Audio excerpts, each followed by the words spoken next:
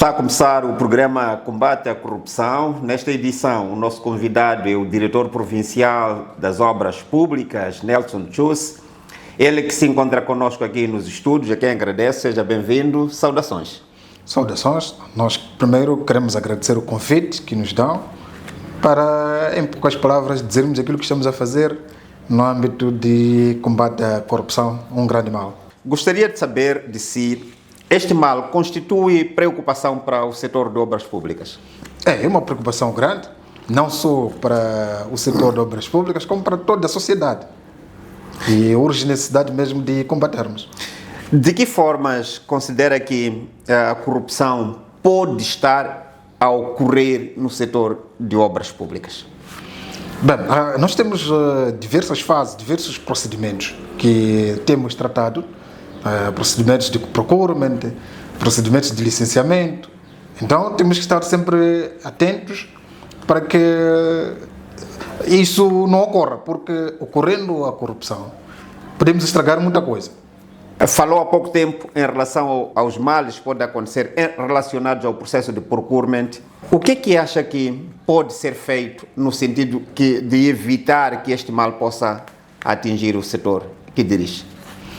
Bem, falamos de muitos males. Um deles é mesmo, pode ocorrer uma adjudicação de uma obra a alguém não habilitado para essa obra, para a sua construção, assim como não ter aquilo que são documentação elegível ou capacidade técnica elegível para certa obra.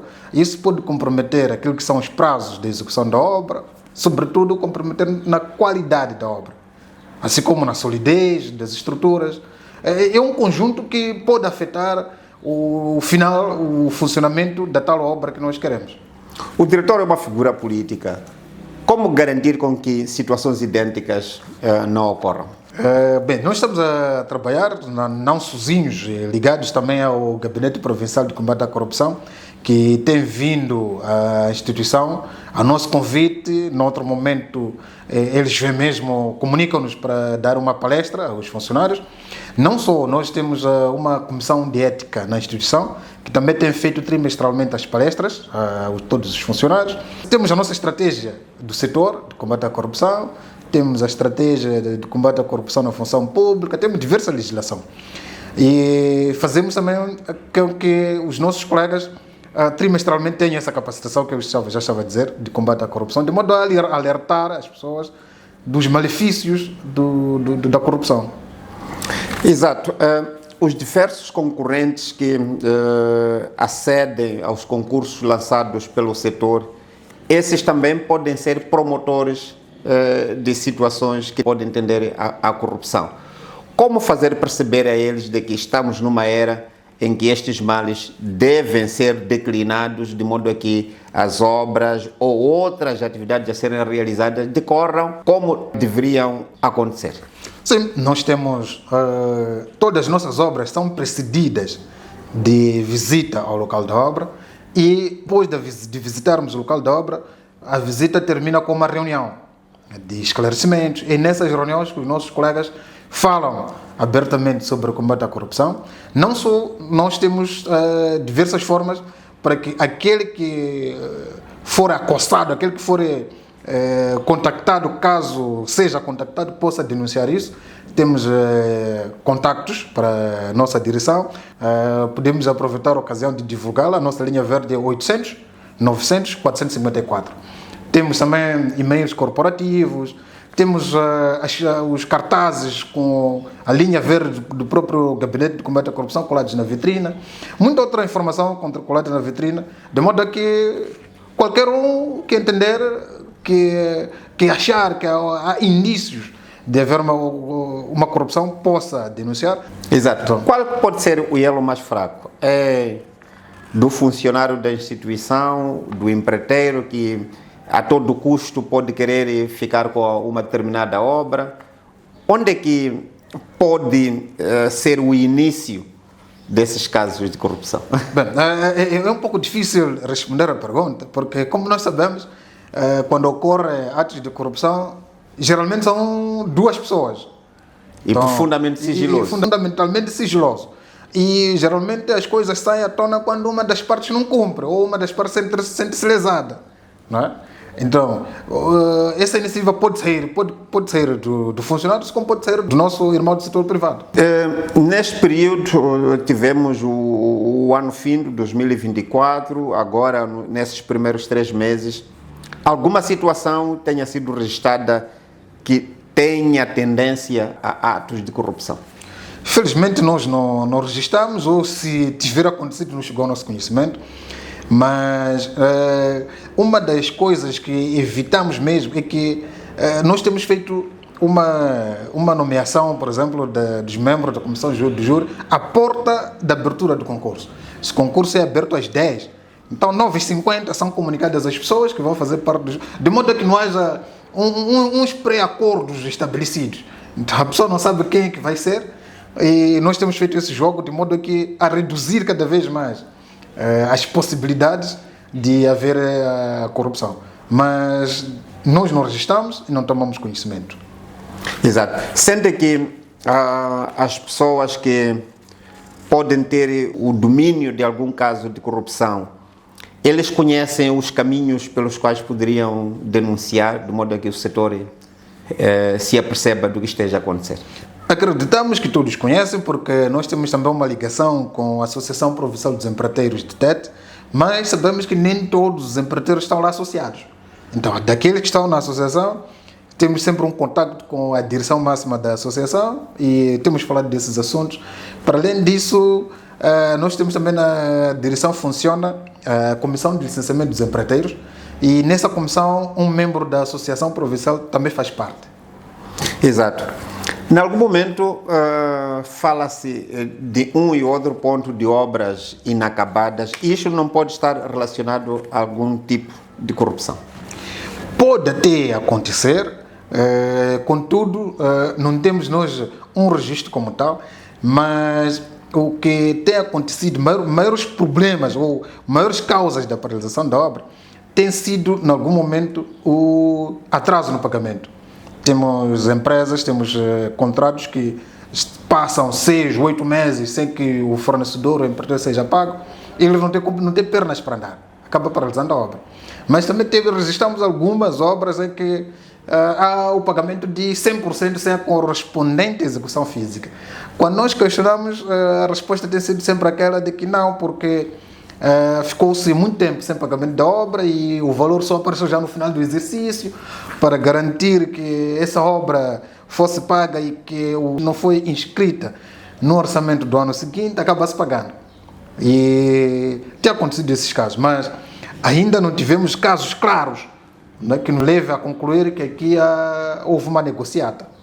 Exato. Mas já tem havido algum estudo no sentido de tentar perseguir, porque em algum momento sabe-se que alguns pagamentos são liberados exatamente quase no final do exercício, e ali os setores não têm muita possibilidade de fazer diferente, mas quem sabe em outros momentos também pode acontecer por influência de alguém ceder-se o pagamento. É o que eu estava a dizer, pode acontecer, mas nós ficamos em algum momento meio limitados por causa do mandato em si, o mandato de verificação desses pagamentos, e tem a ver já com uma outra instituição, que é a Inspeção Geral de Obras Públicas, e quando nós detectamos isso, fazemos o arrolamento, enviamos para a nossa inspeção. Cabe à inspeção levar a cabo o estudo, a inspeção em si, porque a nossa missão é basicamente fazer a supervisão, fazer o acompanhamento da obra, e sempre que encontramos algum caso que não tem nada a ver, ou não está diretamente ligado a nós, ou pertence a uma outra instituição, nós encaminhamos para outras instituições. A figura de fiscal é uma figura ligada ao setor ou é ligada a uma outra terceira entidade? Nos termos da legislação, a fiscalização é uma terceira pessoa. Ela é ligada à entidade contratante. A entidade contratante contrata o fornecedor ou o empreiteiro e contrata o fiscal. O fiscal trabalha e trabalha na obra representando a entidade contratante. Exato. Coloco esta questão do fiscal, porque em algum momento é o fiscal que deve garantir que as obras decorram conforme o pré-acordo ou conforme os termos de referência. Em algum momento, o papel do fiscal não pode também estar a ser corrompido por algum tipo de corrupção? Na verdade, é isso que deveria acontecer, termos uma obra, termos um fiscal. Mas sabemos que o fiscal tem custos.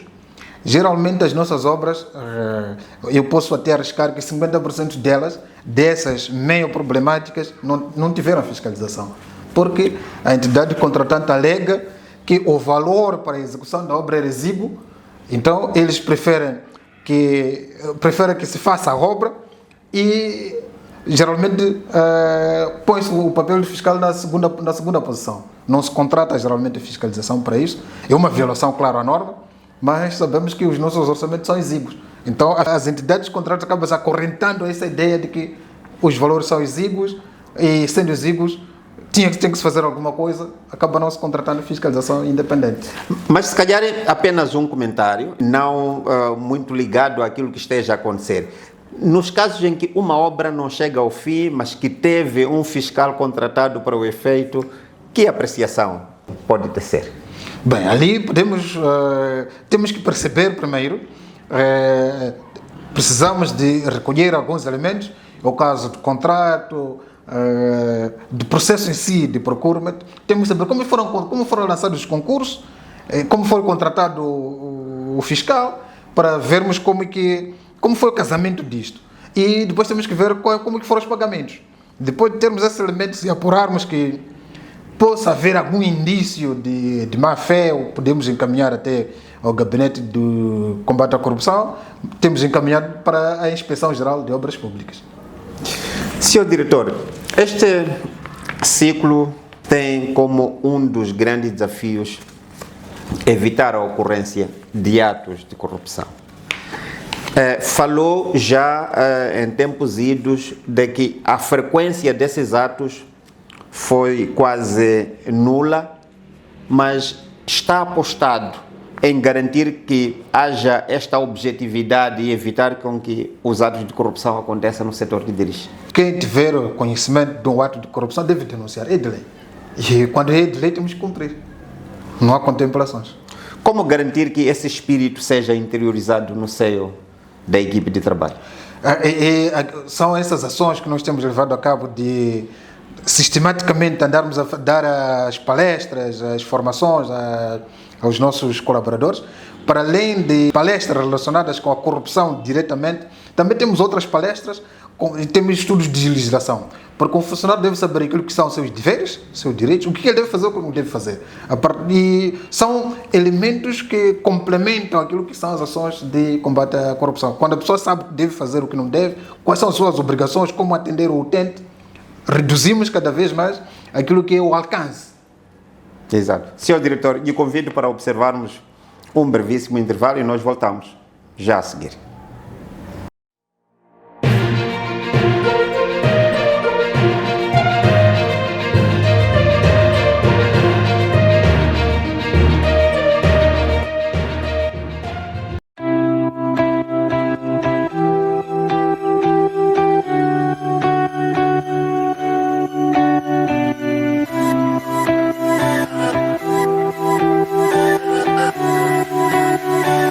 Estamos de volta para este programa Combate à Corrupção. Como anteriormente referimos, estamos com o Diretor Provincial de Obras Públicas, Nelson Chus, a quem mais uma vez agradeço. Senhor Diretor, referiu-se na primeira parte deste programa da existência das comissões de ética a nível do setor que dirige. Estas comissões, na sua percepção, são funcionais? Na minha percepção, sim, são funcionais. Até porque nós revitalizamos agora o órgão, porque o órgão é composto por 3 elementos e 2 desses elementos são eleitos pelos trabalhadores. Numa reunião específica, elege-se aqueles que são os seus representantes para a comissão, e o terceiro elemento que preside a comissão é indicado pelo respectivo superior máximo da instituição. Para além da comissão de ética, que tem feito os trabalhos de palestras, sensibilizações, nós também temos a repartição de controle interno, que verifica os processos a cada fase. Não é?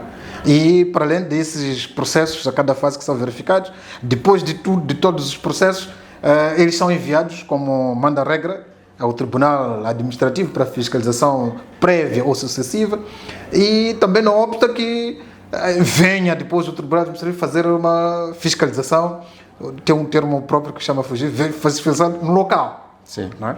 Para além do Tribunal Administrativo, nós usamos alguns fundos de parceiros. Cada parceiro tem seu auditor que manda para fazer a respectiva auditoria. Ok. Sente que a coordenação das comissões de ética com o Gabinete Provincial de Combate à Corrupção é saudável? No nosso setor porque a nossa comissão está sempre em ligação com o Gabinete Provincial de Combate à Corrupção, até porque de tempos em tempos o Gabinete tem vindo à direção fazer aquilo que são as suas palestras. Sim.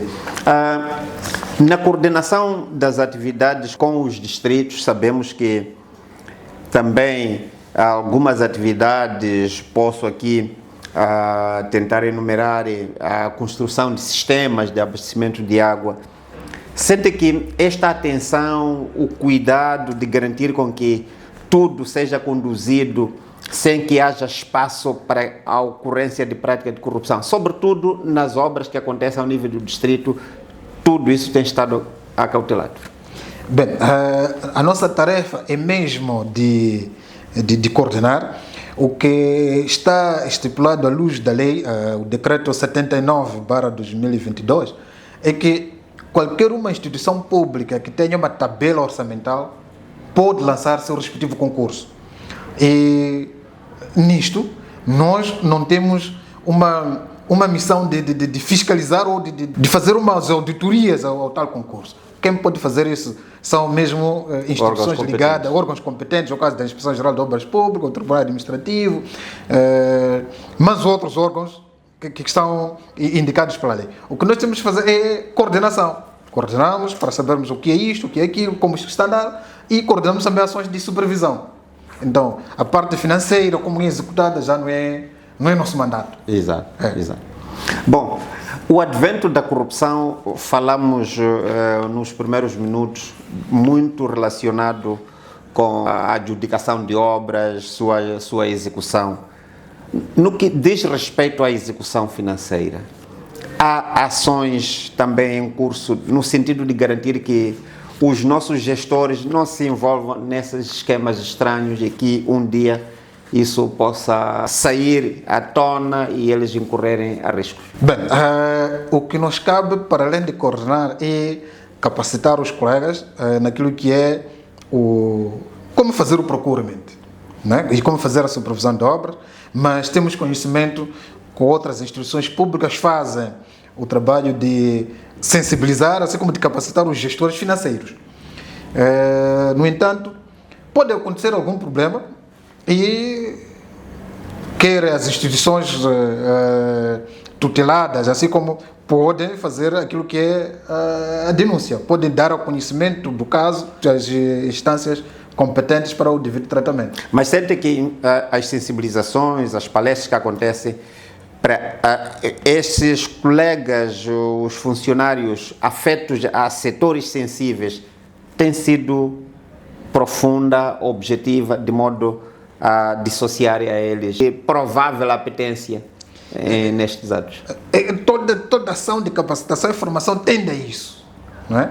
Agora, nós sabemos que essas ações dependem muito daquilo que é o indivíduo, não é? Depende muito daquilo que é o indivíduo, mas o que nós temos que fazer, o que temos feito é exatamente desencorajar, mostrar os malefícios dos atos de corrupção, de modo que as pessoas não possam tentar para aceder a tal corrupção. A estes atos. Sim. Outro mal que, vezes sem conta, tem propiciado a ocorrência da corrupção são as admissões na função pública. Sabemos que, como direção provincial, se calhar ainda não teve a oportunidade de fazer um lançamento do concurso por si próprio, mas como é que analisa esse fenómeno? Como é que se pode desencorajar este ato de corrupção relacionado com a admissão de novos funcionários ou trabalhadores? Bem, no nosso setor, na verdade, como disse, não admite funcionários. Tivemos uma admissão, mas não foi uma admissão direta. Foi lançado concurso público para todos os setores, dirigido pelo gabinete do governador. Depois, o gabinete acabou mandando os funcionários que nós pedimos, as qualificações que nós pedimos. Temos ouvido a falar de fenômeno de admissões em muitos outros setores e, em algum momento, há essa falácia de que para se entrar, para ser admitido, precisa-se de pagamento, mas o grande problema que existe é que, apesar de termos essas todas as falácias, ninguém consegue explicar ou indicar, apresentar provas de que eu dei isto, eu fiz isso para isto. E sem provas, e sem uma pista em si, é muito difícil que seguir sejam caso. tomadas as medidas que possam desencorajar. É verdade. Bom, nós estamos a caminhar para o final deste programa.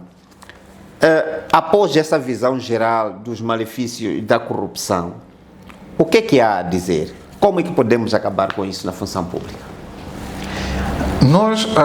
Pode ser um pouco difícil acabar agora, mas com as ações que estão em curso atualmente, eu acredito que menos dia, mais dias, vamos terminar vamos acabar com a corrupção. É que a corrupção começa na sensibilização, é preciso tocar a pessoa na mente. Há